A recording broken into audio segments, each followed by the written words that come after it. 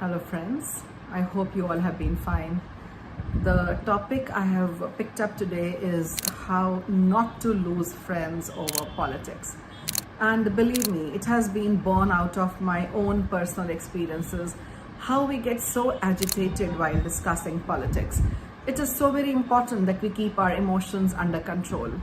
वो कहते हैं ना कि saying है that never discuss these three things in public or with a friend. I think it's politics, it's religion, and it's also money. Politics is something, people sometimes inherit it. They inherit those beliefs, बहुत जल्दी से बदलते नहीं हैं. Religion is again a very touchy topic. A person might change, might not change. A person might change his political beliefs, but you can't talk about it and pass a judgment. Similarly, money, it can be very touchy. Having it, not having it, how much you have it, how do you... money, religion, and politics are something better not discuss with friends or the people who are close to you. You're bound to step on toes. Elections तो आते जाते रहते हैं. And be careful about not losing your friends during this election. कोई politician इतना अच्छा नहीं होता कि जिसके पीछे आप अपना फ्रेंड या रिश्तेदार या अपना फैमिली मेंबर को अपने अगेंस्ट कर लो. Not at all required. Is there any politician worth it? Not at all. And every 4 years, 5 years, wherever you are, the government would change, regime would change.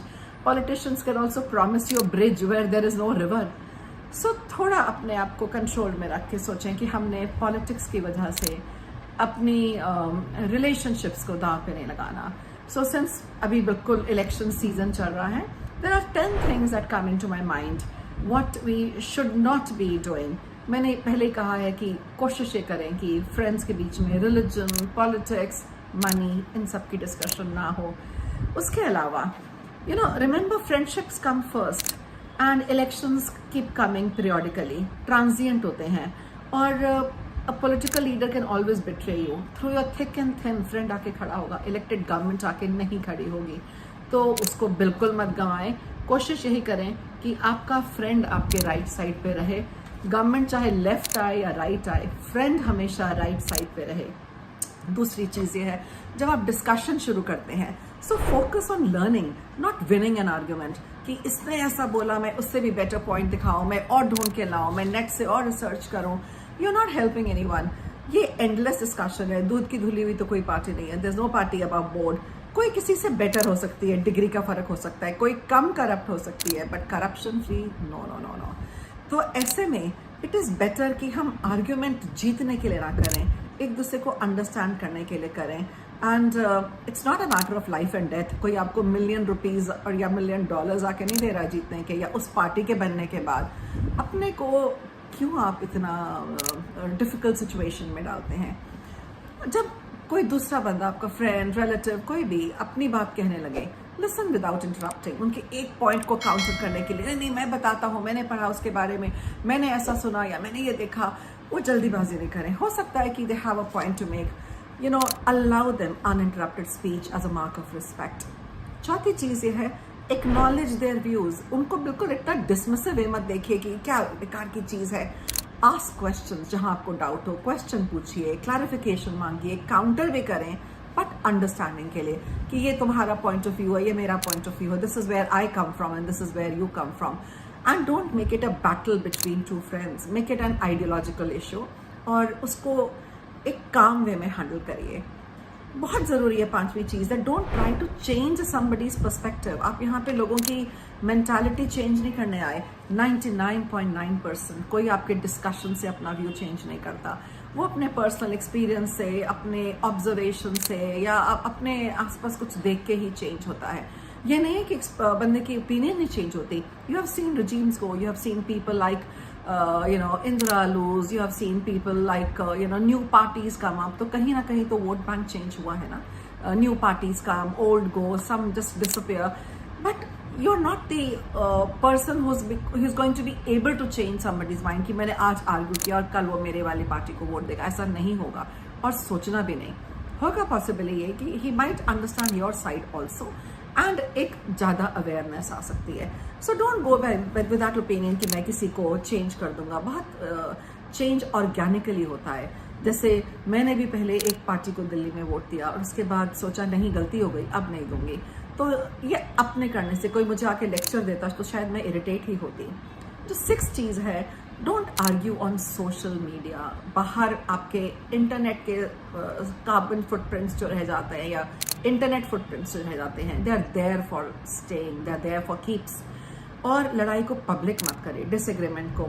You never know कि ये कहाँ तक जाती है और किस limit तक जाती है, स्पेशली अगर आप एक प्रोफेशनल है। It might also be use against you. It also lakhs maturity. जो 2 फ्रेंड्स रिलेटिव्स आपस में बात करते हैं, वो एक पर्सनल डिस्कशन होना चाहिए। Send a private text. ज़रूरी नहीं है कि हर बैटल सोशल मीडिया पे, ट्विटर पे, इंटरनेट पे, फेसबुक पे लड़ी जाए। कई चीज़ें आपस में बात करके बेटर हो सकती हैं। जब फेस टू फेस बात करें या हम आपस में फ़ोन पे भी या इंटरनेट पे भी बात करें, be mindful of your tone and gestures. गुस्से में कई बार क्या होता है, इतने ज़्यादा उत्तेजित हो जाते हैं, वी गेट सो अनॉयड कि कैसे इतना view point, divergent view point, मैं क्या कह रही हूँ और वो मेरी सुन नहीं रहे हैं, अपनी ही मारे जा रहे हैं। जब ऐसा होता है, हमारी टोन बहुत एग्रेसिव हो जाती है और बॉडी लैंग्वेज बहुत नेगेटिव हो जाती है। अपना टोन और जेस्चर पे हमेशा अपना कंट्रोल रखें, थोड़ी मेच्योरिटी रखें। और 8th चीज़ बोलूँगी, always prefer face to face. उसमें मिसअंडरस्टैंडिंग के चांसेस नहीं रहते। कई बार हर एक की पकड़ लैंग्वेज पे बहुत अच्छी नहीं होती। You might right something and it is interpreted differently. मैं किसी चीज़ का कोई जवाब दूँ, उसके कई मायने हो सकते हैं, कई तरह से उसको लिया जा सकता है। तो ज़रूरी नहीं है कि बात क्लैरिटी से कही गई हो। Sometimes it becomes like a chain of event triggering other unpleasant things. So when you feel you have the need to say something, and अगर वो आपका friend है या आपका family member है, I would say face to face. ये internet पे नहीं, ये मैसेजेस के थ्रू मत करिए।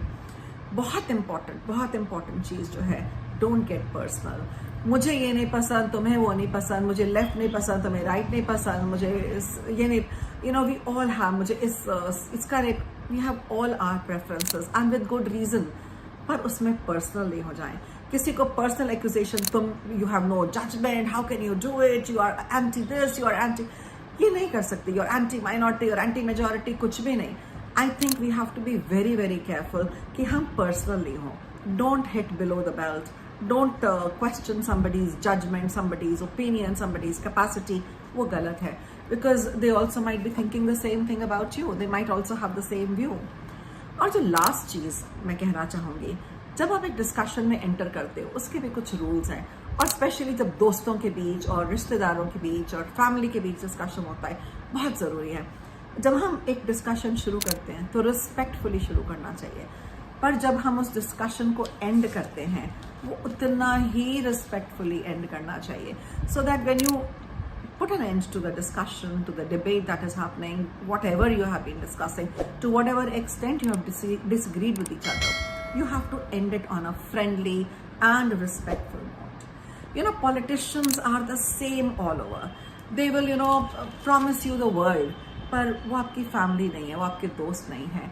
ये हर रिश्ता बनाने में जो सालों लग जाते हैं, ये हमारे कई व्यूज़ की वजह से सेकंड्स में, मिनटों में बर्बाद हो जाता है।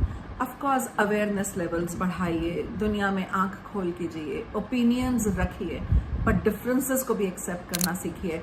And wherever you are facing this, you know, आजकल पेरेंट्स और बच्चे भी अलग अलग पार्टीज को कई बार वोट करते हैं, बिकॉज बच्चे थोड़े प्रोग्रेसिव हो चुके होते हैं या पेरेंट्स ने एक्सपीरियंस ज़्यादा किया होता है वर्ल्ड को, वो अपने लेंसेज से देखते हैं, बच्चे अपने लेंसेज से देखते हैं। तो ऐसे में क्या है ज़रूरी ये है कि हम एक दूसरे को समझें और agree to disagree and respectfully move forward. So I hope you all have understood कि मैं क्या कहना चाह रही हूँ। ये सियासी माहौल है और 4 जून तक अपना गुस्सा काबू में रखें, अपने डिस्कशन से अपनी फैमिली में, घर में वो ना होने दें, खलबली ना होने दें, एंड एंजॉय द रिजल्ट्स जो भी हों। काश कि सब खुश रहें और आपकी फैमिली और आपकी दोस्ती वैसे की वैसी अच्छी रहे। So have a good day all of you, and please put your comments if you have experienced the same thing. Have a nice day.